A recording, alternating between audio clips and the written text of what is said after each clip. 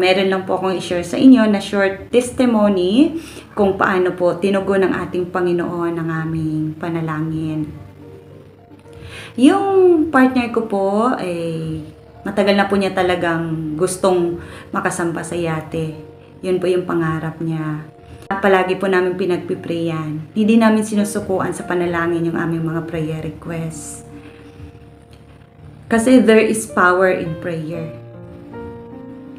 At meron din po kaming pinangahawakan na Bible verse sa Psalms 27:14 o sa mga awit 27:14 na magtiwala tayo sa Diyos, magpakatatag tayo at huwag tayong mawala ng pag-asa. Sa Diyos lang tayo magtitiwala. Yan po yung isa sa pinagpipray ko, lalo na sa Momentum Service, pinagpipray ko po yan. Hindi ko sinusukuan yung aming mga prayer requests.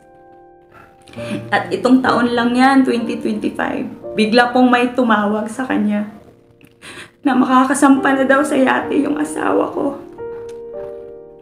Pinagkaloob ni Lord sa haba ng panahon sa loob ng 13 years, dininig niya yun. Ganun po katindi ang ating Panginoon, hindi siya bingi. Kasi napaka-perfect timing ng ginawa niya. Ngayon po, mag 3 months na po yung asawa ko sa yate. Masaya po siya ngayon na nag-work po siya. At lagi po kaming nagtatawagan. Yun lamang po. And to God be all the glory.